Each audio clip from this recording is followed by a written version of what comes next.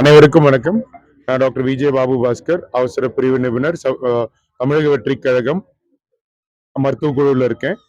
So இந்த முகாம் இங்க வந்து இதனால அரேஞ்ச் பண்ணதுன்னா, இங்க வந்து ஃபர்தர் நிறைய பேருக்கு மருத்துவ வசதி இந்த வில்லேஜ்ல நிறைய பேருக்கு தேவைப்படுதுன்ற காரணத்தினால இந்த முகாம் வந்து அரேஞ்ச் பண்ணது.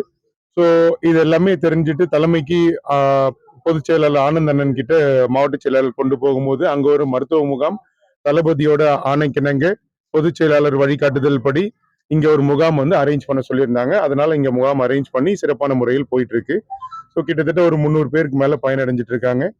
அண்ட் ஸ்பெஷாலிட்டி டாக்டர்ஸ் பார்த்தீங்கன்னா மெடிசன், சர்ஜரி, குழந்தைங்க டாக்டர், எலும்பு முறிவு டாக்டர், ஸ்கின் டாக்டர், அது போக கண்பிரி டாக்டர் ஸ்பெஷலிஸ்டும் வந்திருக்காங்க.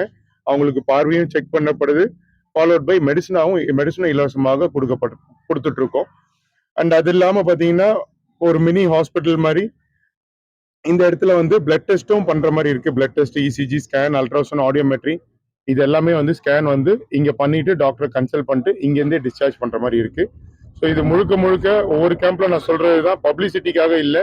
ஒவ்வொரு மக்களுக்கு வந்து உண்மையாலே மருத்துவத்துல நிறைய தளபதி அவர்கள் மருத்துவத்துல நிறைய உதவி செஞ்சிட்டு இருக்காங்க. ஸோ அதனாலதான் இந்த கேம்ப் ஒரு அவேர்னஸ்க்காக அரேஞ்ச் பண்ணியிருக்கோம்.